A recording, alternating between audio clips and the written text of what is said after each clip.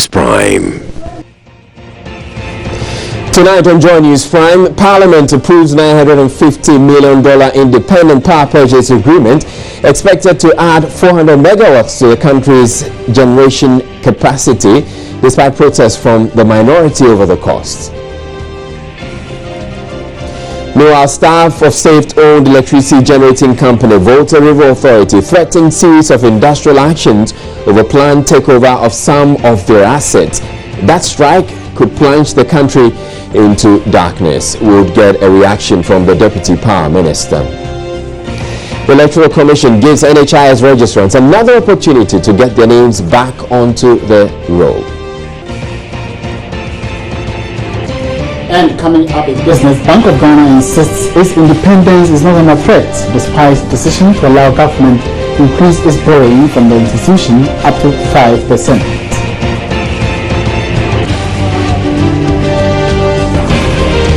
We also have sports, entertainment, and Journeys Interactive in this 2-hour bulletin available across Europe on ABN Television. My name is Israel. Stay tuned.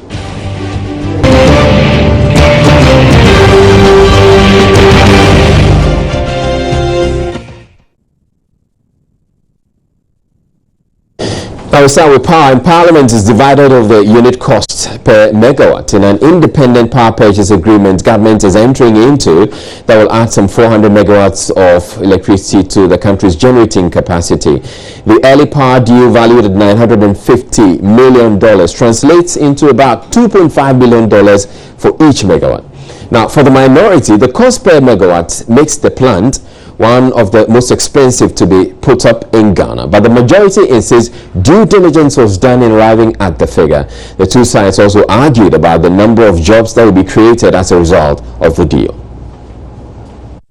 Mr. Speaker, but emergency procurement comes with other considerations. That's the issue that I'm raising.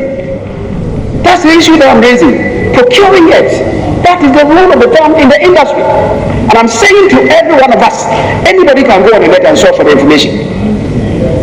But if you are doing emergency procurement, depending on how the situation is, the price could go up. And other civil electrical works could also push the price up. But the share procurement is 1 million per 1 megawatt. This is known to everybody in the world. That's why I'm saying that we should not wait and maybe do these procurements in emergency periods.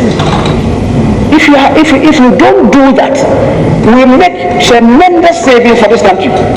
Mr. Speaker, I insist on this. For now, it's around 20%. Yes, for now, it's around 20%. You know, Mr. Speaker, 20% is allowable. Please, there can never be this. Order. Mr. Speaker, the second thing which is very important is that he also doesn't seem to know that ECG is also being restructured. Mr. Speaker, if you recall, he says that we are only thinking of generation and the ECG's problems are not being tackled. Mr. Speaker, that is completely not true. You recall the ECG under Compact 2, Mr. Speaker, is being restructured to the point that as we talk now, a lot of interest have been shown in where private participation is coming in so that they can restructure ECG to make it more efficient. But some MPs who contributed to the motion demanded government pay attention to transmission challenges facing the power sector. Speaker, it is a good idea that we want to add on to our generation capacity. But we know as a fact that ECG has publicly stated its own problems with respect to obsolete equipment. Mr. Speaker, the generation of this power is being done by a third party, and ECG is to tap it and distribute. So my concern is that if ECG is unable to put its house in order to enable it efficiently transmit or distribute this power, then it will result in a cost-90 effect. So it is important that once government commits to this agreement, ECG is equally encouraged to, as a matter of urgency, come come out with its plan of replacing obsolete equipment. Mr. Speaker, that argument seems to have been lost in the public discussion so far. We're talking about adding on, and adding on. Without looking at the distributional losses, we compared our total requirements with what capacity we have today and justify why we still do not have regular and consistent power. Then we'll be able to tell whether we need to invest further in generation or to provide resources to assure regular and stable power. Mr. Speaker, it is important at this stage that we raise these questions because at the end it is prioritizing the use of our resources. How much do we need to provide stable power? How come we don't have stable power when we have more than enough capacity to generate stable power? Speaker, these questions are not being asked and no answers are being offered here. If we have enough power, enough generation capacity, and we are bringing on more generation capacity, and yet we cannot power them, what are we doing to ourselves? What are we doing to the country? Mr. Speaker, I've heard some of my colleagues, I've had backroom discussions, some of them suggest that this is a better deal. Maybe so. Indeed, if it is, and if we are going to replace a worse deal, then it may not have raised an issue. We are going to replace some commitment already, which is not good enough, with a better one. Ghana would have been the better for it. But this is not the case. We're going to add on, putting the good wine on the bad wine. I don't know what mixture we're going to get. But I think that the critical thing is for Ghanaians to be assured of regular and stable power. And in my view, Mr. Speaker, this does not add any kilowatt hour. Well, the deal was eventually approved nonetheless. Now we're staying with power issues, and the staff of the Volta Authority are threatening a series of industrial actions that could seriously cripple the country's energy infrastructure. It is to protest what they say is a planned takeover of a number of the authority's assets, including the T3 power plant at Abuadze to Ameri Energy, which is currently operating some plants also within the Western Power Enclave. The workers plan to don red armbands on Thursday and subsequently announced a shutdown of some of the country's electricity generators. Now, VRA manages almost 2,500 megawatts of the country's installed generation capacity, virtually everything.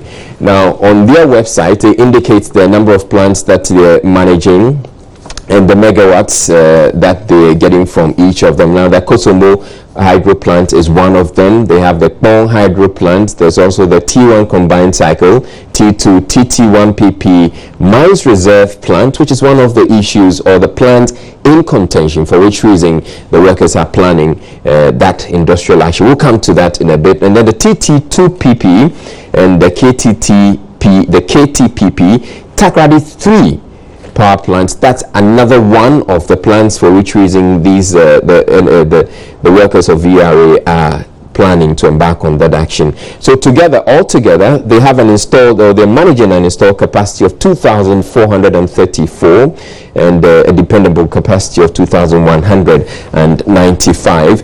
Now, we're getting onto the phone lines now, or we'll get onto the phone lines now and get a reaction to what the VRA staff are threatening. But I have with me here in the studio Ernest. He was earlier at the VRA Volta Authority, where the staff have held a series of meetings, and he's going to be telling us a bit about what the position of the VRA workers is. So what did you find out when you went there? So Israel started first of all with a meeting amongst the senior members and the entire staff of VRA. Now the workers were very much agitated. They want a strike.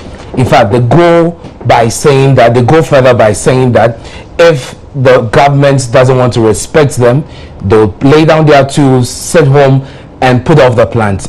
Put off the system. And so why are they suggesting disrespect here? So this is it, that government wants to cede some of its assets, 3 of which are in contention right now, to a third party they do not know. For them, the VRA has autonomy. So it is not within the purview of the Power Ministry to take such a decision.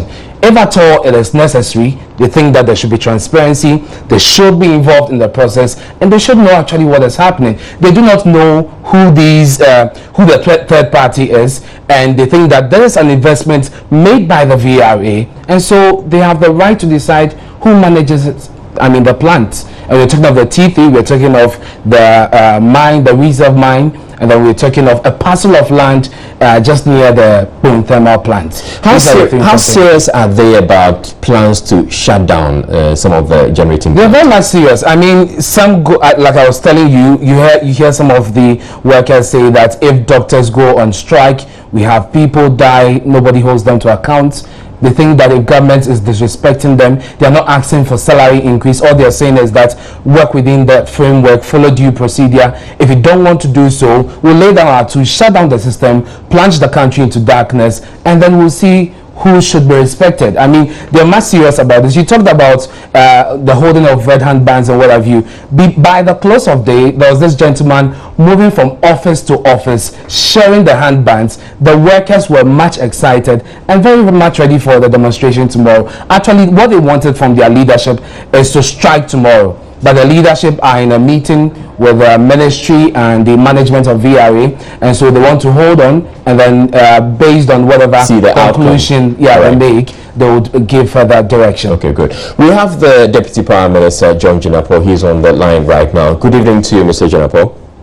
Thank you very much, my brother. All right, so is there a way out of these issues that the VRA staff are raising? They're essentially saying that you've been disrespectful, or the Prime Ministry has been disrespectful to them regarding some assets of theirs that it intends to take over.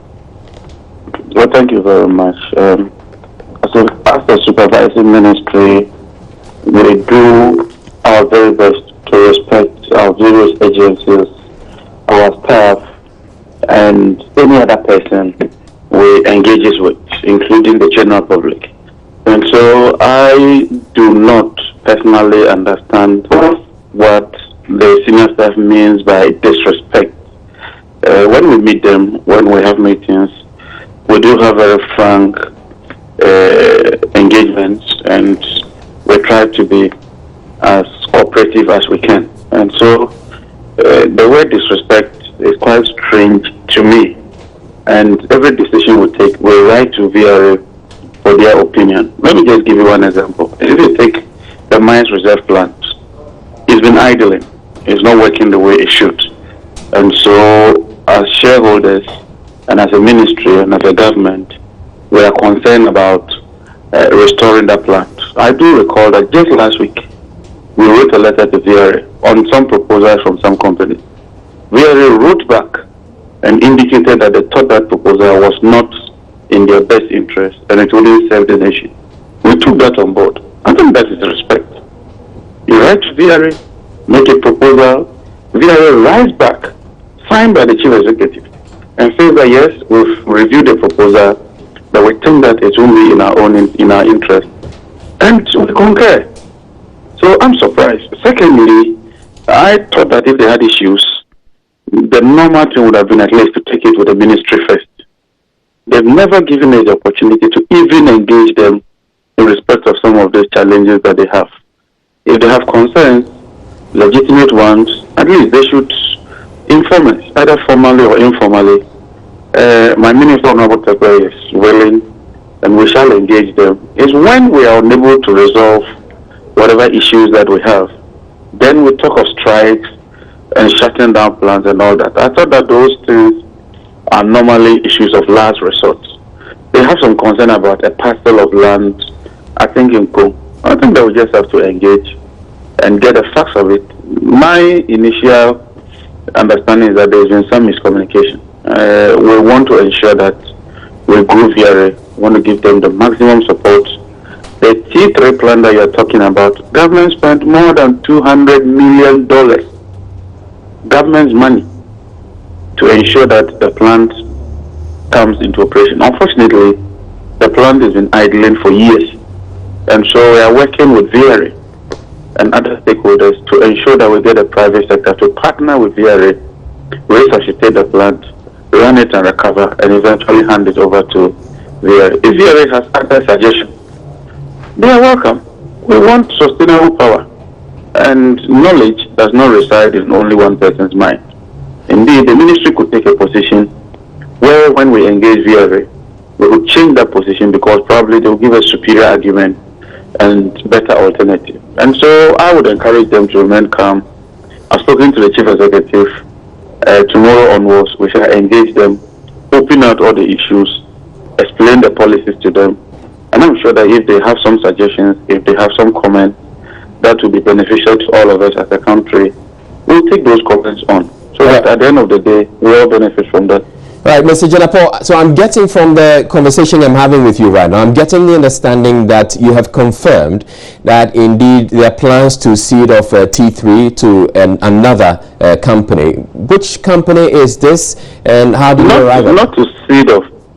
What we were thinking of doing is to engage a third party who would invest his money. Because the plant has been idling for years, and we are paying the money we've invested.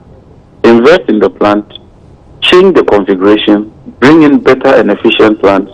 But we haven't gotten there yet. And so I do not even want to start mentioning names. We are consulting the Attorney General because, as you said rightly, there are some legal issues and legal implications. And so whatever we do, we must work gingerly. Whatever we do, we must exercise caution. And so we're engaging VRA itself, we're engaging the Attorney General and other stakeholders, including the technical advice that we need in order to make a determination. And so there's no final determination. We are still at the initial stages consulting. And that's why I said that we need to engage and explain the issues. And I'm sure they would understand our position. Right, Mr. Jinapor, you talk about engagement with VRA. Now, that engagement, I can imagine, or I'd imagine, will be with the Chief Executive and management of VRA. But here, the workers feel that they've been sidelined, and we're having an interesting, trend showing where staff of a company, a parastatal like ECG, deciding to essentially take the law into their own hands and decide to shut down things. Are we losing control? No, I think the management should engage their staff and unions better. The ministry doesn't, and you can check from every ministry. Ministries do not normally engage unions on the day-to-day operation of any company. That is why there's management. The essence of is to manage the company. And so it's very, very incongruous for the ministry to run the day-to-day affairs of his ministry with union. If we are taking a decision that would impact on employees, especially their welfare, for instance, if we are taking a policy that will lead to retrenchment, salary reduction, or some other form that will impact on the welfare of the workers, we would engage them. And in ECG, we've had a series of engagement with the workers, bordering their welfare. And so when it comes to the operation of the plant, when it comes to investment in the plant, we would normally do that with management and the board. And management would in turn brief their staff. But let me also concede that if the workers or the union, who are key stakeholders and legitimate stakeholders, have concerns of the operation, occasionally we would engage them, explain to them, like this very one. All right, Mr. Jinapor, now one final thing, the workers are threatening to shut down some plants.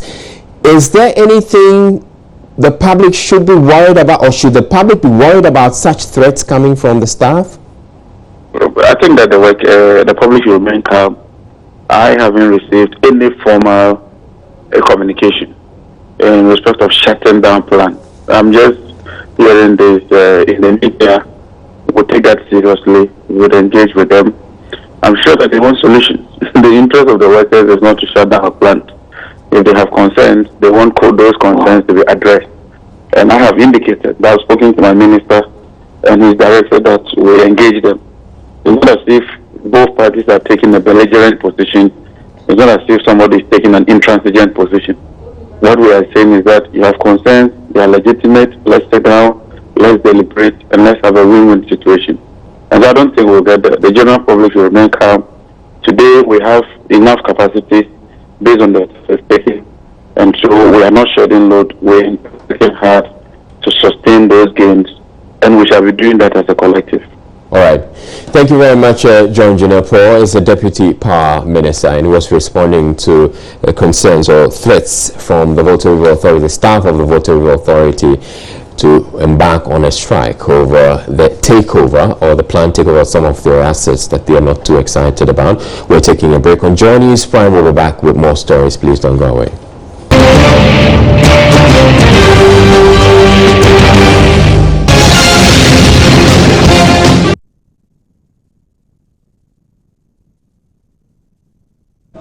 Welcome back to Joy News Prime. Now, the Electoral Commission has announced after an IPAC meeting Wednesday that names of NHIS voters deleted from the electoral register and who could not re-register will be given another opportunity to do so from August 5 to 12. This decision of the EC to give the affected voters a second chance stems from concerns raised following at the end of the 10-day re-registration exercise, where stakeholders said some 30,000 of the names on the NHIS registrants may be disenfranchised.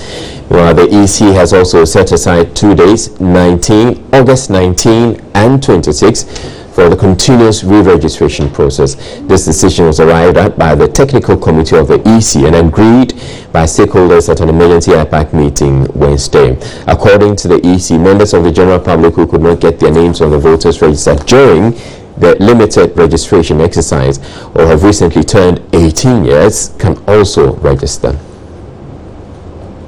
On discussion with the members of the IPAC, some decisions have been taken. On the issue of the NHIS registrants, it has been decided unanimously that there should be a mop-up of those who couldn't register during the first major exercise, and that is to begin from the 5th of August up to the 12th of August. Then for the continuous voters registration, the technical committee decided that we should have 2 days in August to give the opportunity to all persons who have not been able to register from 2012 to date to do so. And that will also start on the 19th of August. Then the second will be on the 26th of August. Now, the New Patriotic Party is generally happy about it. Acting General Secretary of the NPP, John Boadu, expressed satisfaction at the second chance the EC is offering. So you agree with that for now? Not agree. With the new outcomes? Well, I think that for 7 days more for re-registration to afford those who had practical difficulty in getting to the stations to register. There were some people who may even be outside the country at that time who couldn't register. Are you happy with the latest? Well, I think it's an opportunity, so we should take it up. Now, Mr. Boadu, however, expressed concerns about the EC's e-transmission. They don't think, or the New Patriotic Party does not think, that the EC can be able to do that in all 29,000 constituencies across the country. The limited e-transmission of results happens on December 7th. Are you saying that if it is happening at the coalition centers, the NPP is fine with it because we think that can be rolled out quite effectively or efficiently? Any other ways may present a challenge to... Any other ways have to be discussed. Any other way apart from the coalition center transmission has to be discussed so that we know the implementation challenges, so that we ourselves as a political party can also put up structures and procedures in order to monitor the process. Because you are talking about transmission of results, we must know the encryption around it, we must know the protocols around it, we must know the channel through which it is being transmitted. From what they are saying, will they transmit it simultaneously as it is going to a constituency and to National Coalition Center? What is it about? It is even after this prompting that we are being told that it will still remain as provisional results. Speaking to Joy News, Head of Communications at the EC, Eric Jakpasu, has been explained that the NPP has quite misunderstood this e-transmission process. So when we finish the collation, all the polling station results is going to be on the collation sheet. Then all the agents will append their signature to it.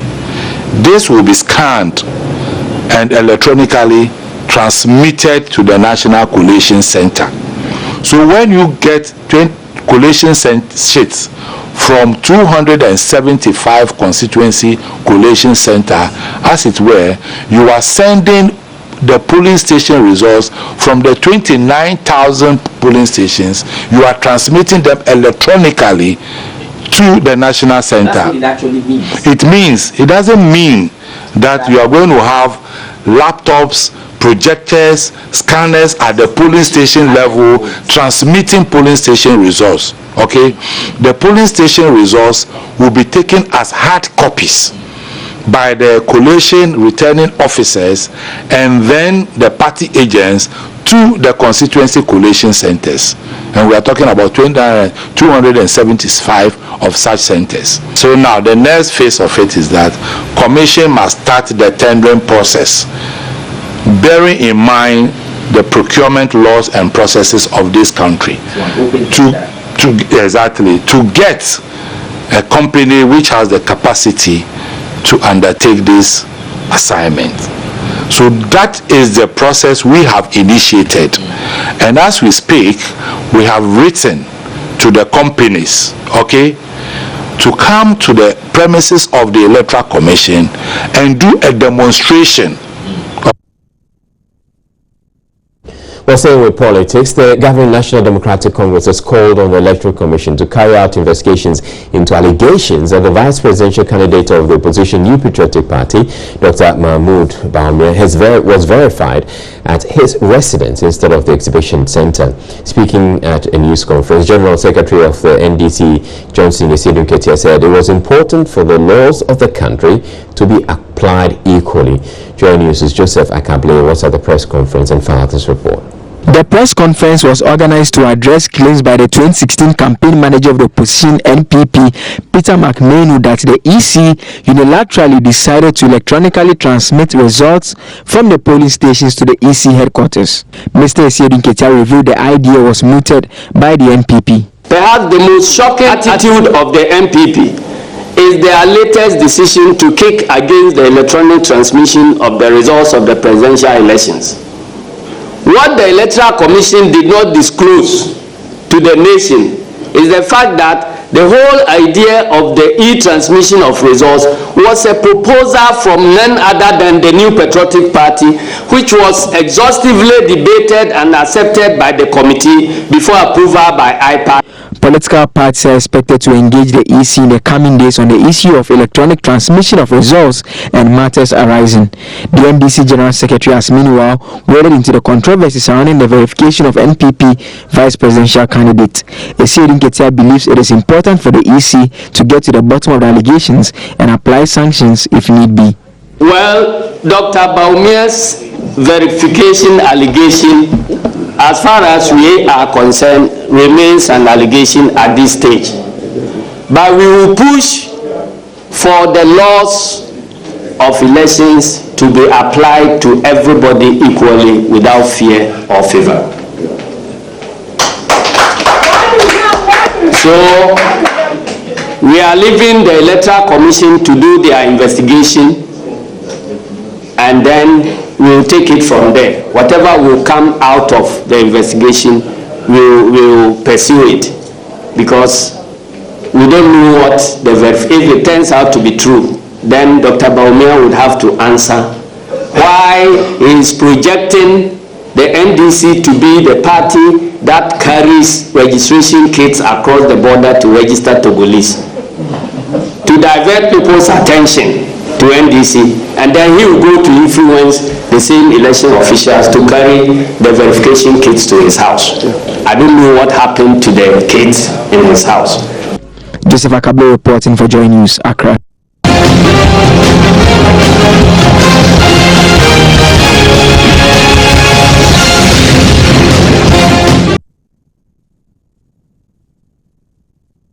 Well, you're watching Joy News Prime, but still to come in the bulletin, police in the Ashanti region say they are determined to go after perpetrators of last Sunday's assault on a resident of Old Tafo in Kumasi. We have business news coming up right after the break. Stay tuned.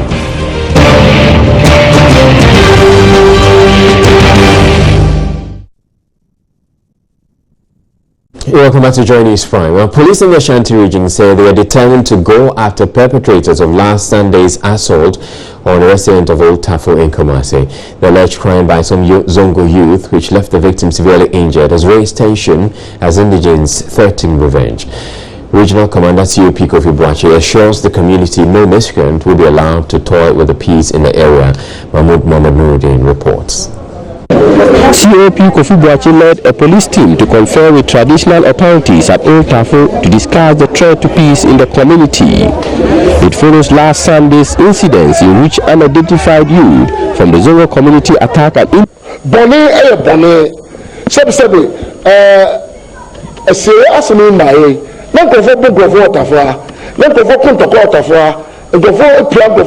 police will deal with it.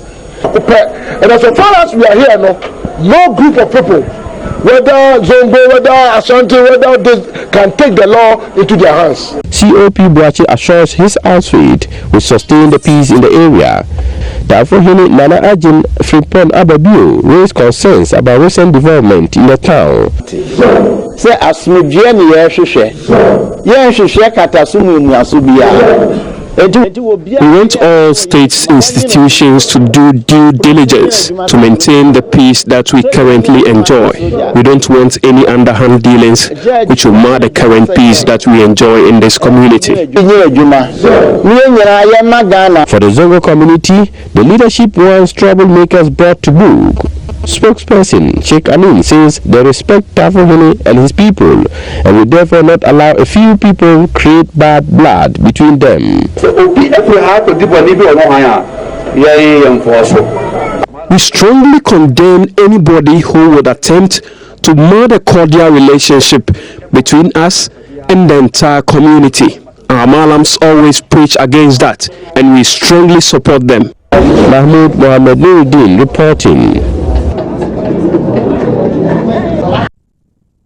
Workers of State Broadcast and Ghana Broadcasting Corporation are up in arms once again with their management. The local and divisional union executives this time are calling for the dissolution of the current board headed by Richard Kwame Asante, accusing it of operating a system that defeats the core mandate of the corporation.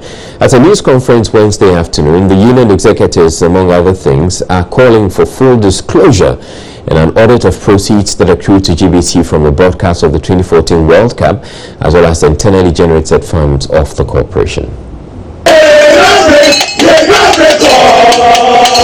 Agitated workers of the state broadcaster have for the past weeks been calling on the National Media Commission to dissolve the current board.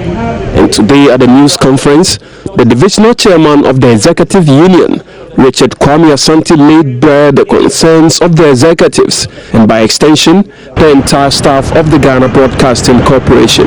GBC board, contrary to the Financial Administration Act, has turned GBC IGF into treasure trove, paying salaries of top executives they have employed without clearance, regardless of the directive from the Finance Ministry to terminate those contracts. We call for an immediate audit of the accounts of GBC and scrutiny of the corporation IGF since the board was inaugurated vis-a-vis the Financial Administration Act. An audit of all procurement since this board was inaugurated vis-a-vis procurement law. We strongly ask the NMC to direct this board to tell the whole world a full disclosure of the 2014 FIFA World Cup and 2015 AFCON contract and proceed vis-a-vis expenditure. In a separate interview, the Industrial Relations Officer of the Public Sector Workers Union, John Sampa, who represented the General Secretary of the Trade Union Congress, said the agitated union executives have the backing of the TUC. GBC management has employed workers contrary to financial regulations and clearance from controller or from Ministry of Finance. All these things, these are serious allegations, and if it is true, it means that they have violated rules and laws are made to be obeyed. They want an audit to be conducted into the proceeds made from the World Cup 2014 broadcast and the IGF of GBC. Can you tell us or give us an idea of how much we are talking about here? No, I will not be able to speak to this now, but the people have made allegation. Of course, they also told you at the press conference that they have done their research and they have their information. But at this particular point, they don't want to bring the information out. Some agitated workers expressed their dissatisfaction at the conduct of the board.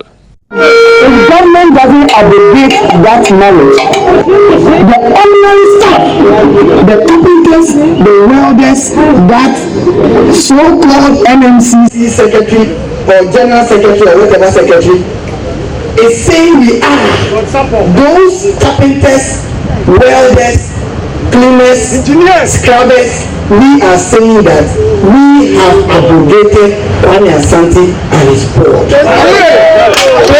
The workers, however, fell short of disclosing their next line of action if their concerns are not addressed.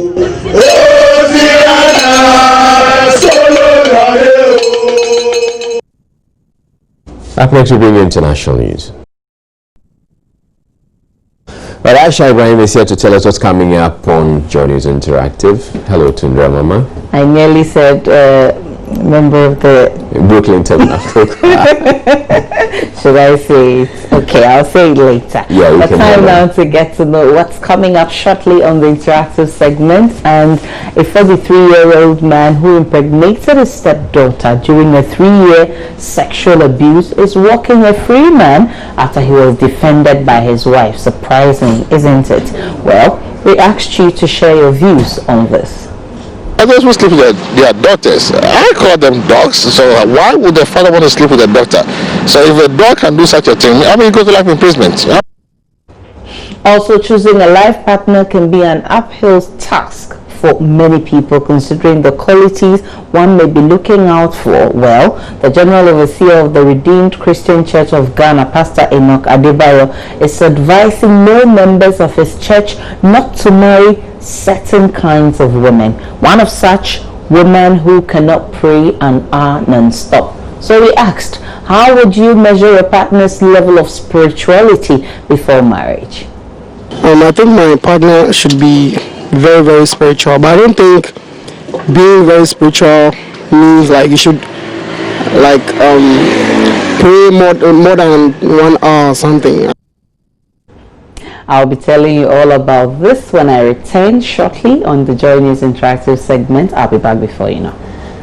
Right, certainly looks like we have a packed or interesting J&I coming up. You want to stay tuned for that. We also have the headlines coming up in a bit. Stay tuned.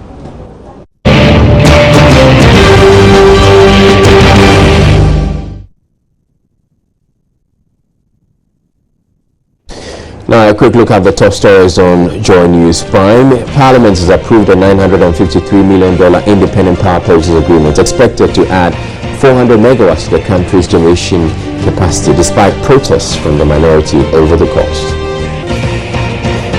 There are staff of the state-owned electricity generating company Volta Authority are threatening a series of industrial actions over planned takeover of some of their assets. That strike could plunge the country into darkness. But the Deputy Power Minister says the public should be rest assured no such thing will happen.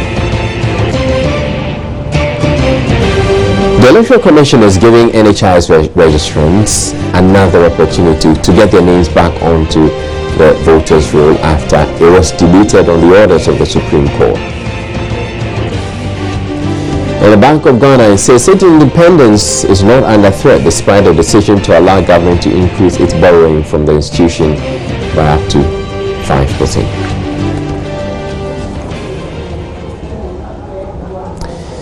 Now to the rest of our stories. The Upper East Regional Office of the National Health Insurance Authority says it is looking forward to expanding its operations geographically and financially in order to cover more people in the region.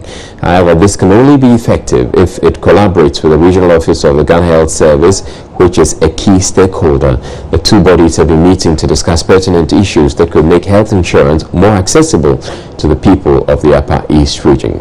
Correspondent Albert Sori has more.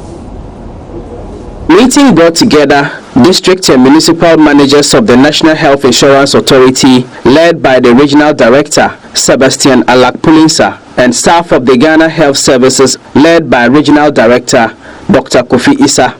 Key among the issues discussed was access to healthcare services. This was identified as a challenge to many NHIA card users who live in extreme rural areas where they cannot easily be attended to by health officials even when they have minor ailments. Issues of record keeping at the hospitals, co-payment and capitation systems, as well as drugs dispensation were also discussed. Upper East Regional Director of the NHIA, Sebastian Alak-Pulinsa, was satisfied with the outcome of the meeting. We should continue to forge ahead with this type of meetings and ensure that we always discuss our issues dispassionately and ensure that the two departments will benefit from the discussion and the ultimate beneficiary will be the people of the region, with emphasis on access. Director attempts to some extent to talk about geographical access. That's why he brings in the CHIPS concept that on our side we are looking at financial protection and also ensuring financial access. Upper East Regional Director of Health Services, Dr. Kofi Issa, was also satisfied with the outcome and hoped more of such deliberations would be organized. The National Health Insurance has also made progress in capitation.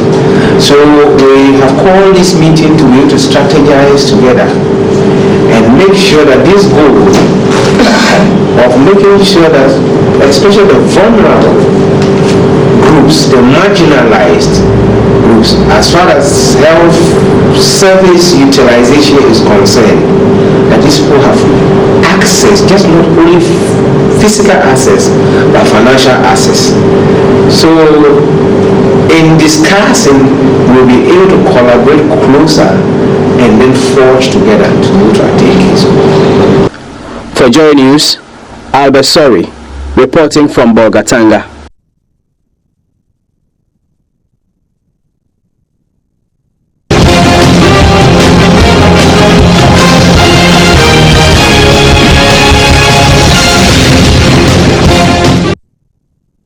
Residents of Adaklu, Ho West and Ho Central have begun engaging on the key developmental issues ahead of the latest Joy Ballot Box show this Friday. My colleague Evan Spencer, host of the show, has been with the team in Adaklu and joins us live. Good evening to you, Evans. Good evening, Israel. Right, so what are some of the key issues that are emerging?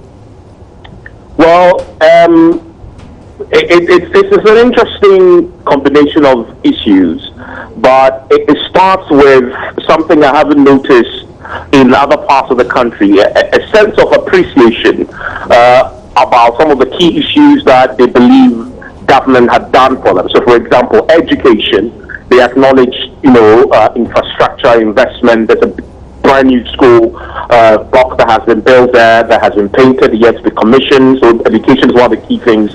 They also acknowledge, for example, that recently they have street lights in this very remote part of the Volta region, but also pretty close to the heart, which is Ho. They have street lights, and they appreciate stuff like that.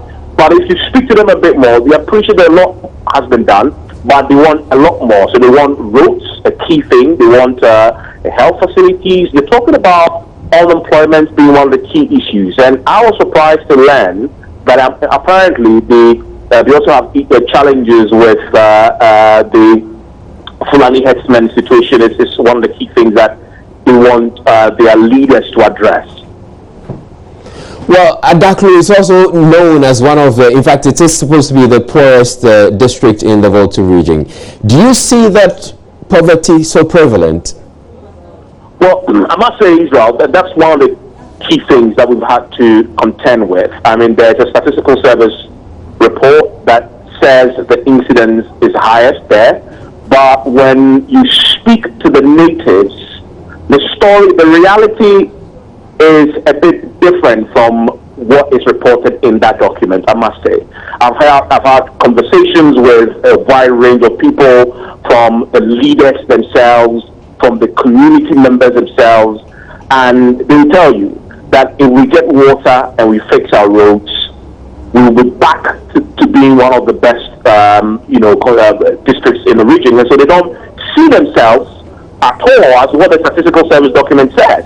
And to be factual, though, since you've been on the ground, and you see, for example, it's one of the areas that is going to benefit from the free SHS blocks, which is coming up, So the reality, as we have witnessed, doesn't agree, in a sense, with the research outcome of the statistical service. And we want to see how that pans out on the show itself. The DCE will be there to sort of take on that issue, this report that is out there by the statistical service. Take it on, let's hear from the people themselves, and let's bring some reality check to the research that has been done.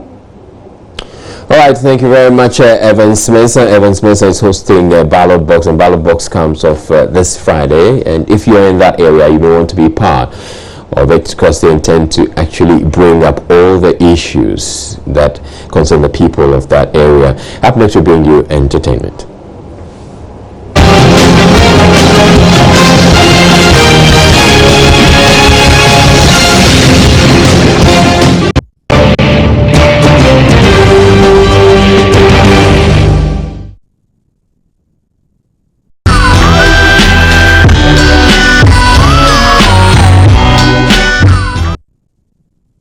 Right, it's time for entertainment, and before Ms. G even tells you anything, I know one of the big stories she's going to tell you tonight is that the Brooklyn Tabernacle singers are in town. Definitely they're in town, and we're all excited to know that they have arrived, but I know that you're well prepared, you've rehearsed well. Oh yeah. I don't want to play them singing. I want you to start. Sing for me, and then I'll pardon you when we can hear them. No, hold on. Let me just go with. I mean, before the show ends, you're going to get it. Israel. You're going to get it in the way you've never imagined. Hey. I am telling you. Oh my goodness. Israel. Okay, so they have arrived. Yeah. Well, when they got out of the airport and they were in their bus and went to their hotel, they put a song together for Ghana. Right here and then. Okay, so this is what they sang. I made it to Ghana. To Ghana. We never could have made it this far without the Lord.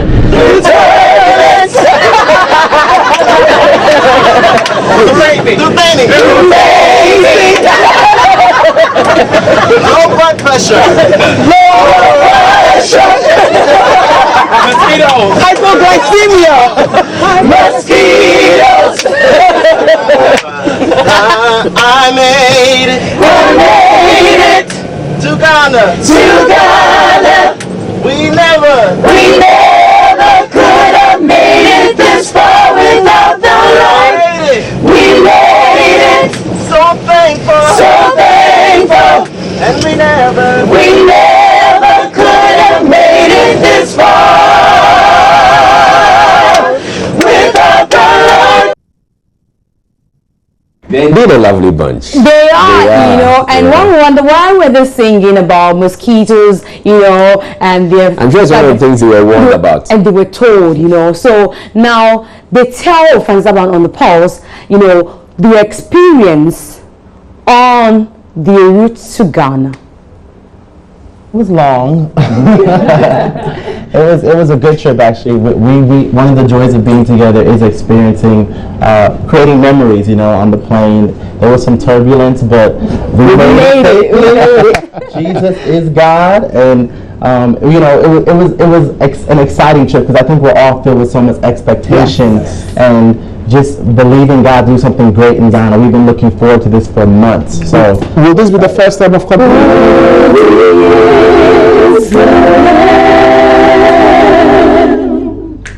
Seated on the throne,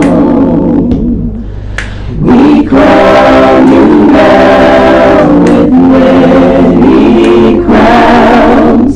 You reign victorious.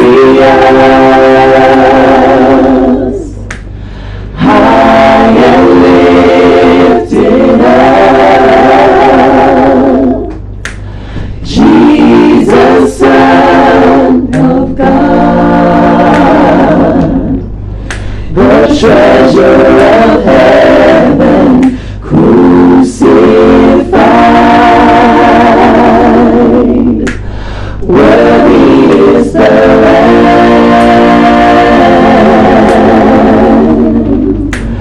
Worthy is the Lamb.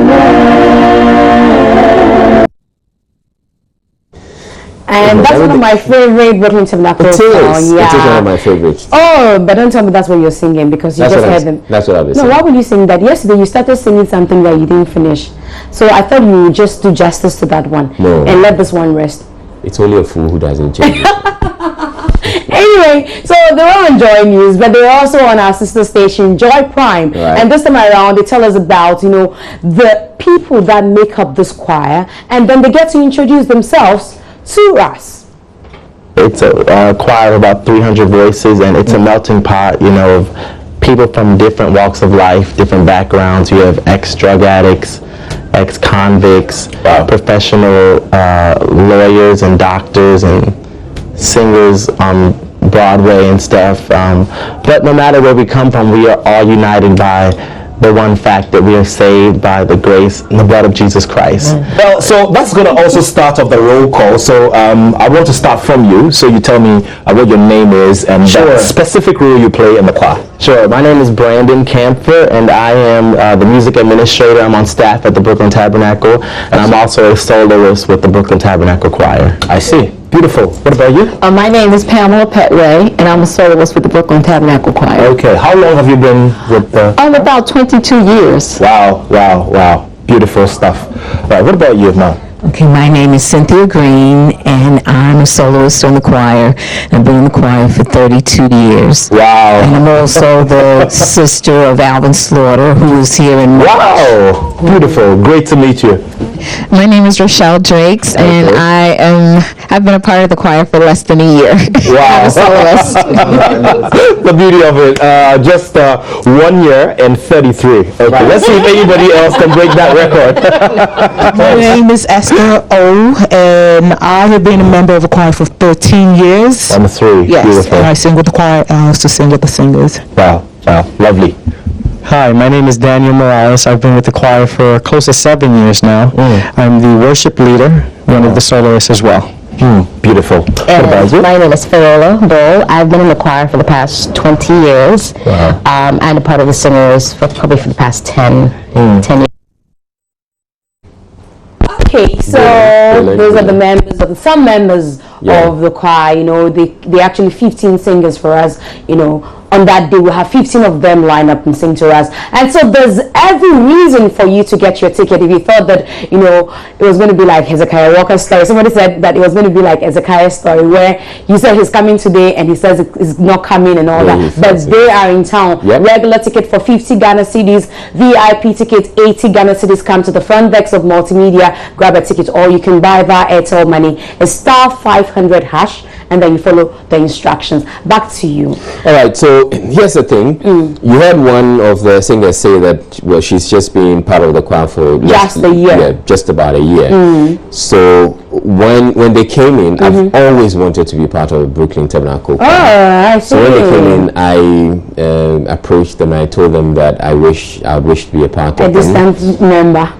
No, I don't mind quitting my job and going to New York to go and join You wish I know. So, they said, let's audition. So they auditioned. I auditioned with them. Let me say a prayer for you. Martha, can we have that?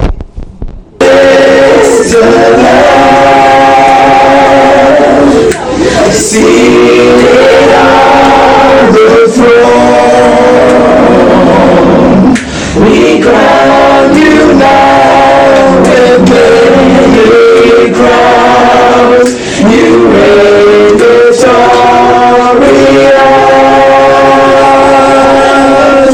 high and lifted up, Jesus, Son of God.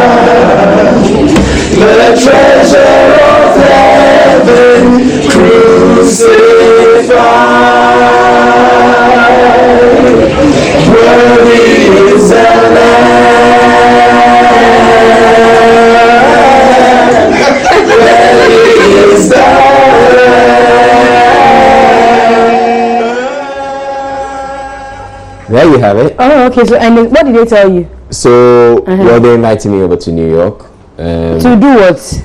Yeah, to come and, you know, sit down while the minister and clap for them. See, the people you're seeing there have to back you. Have trained for so long. But you said that they've trained for so long. You wanted to audition. Yeah. It means that you are prepared. And then you finally even had them to I say, mean, when you audition for anything, I'm sure they said to you that, okay, it's okay. Can we help you sing?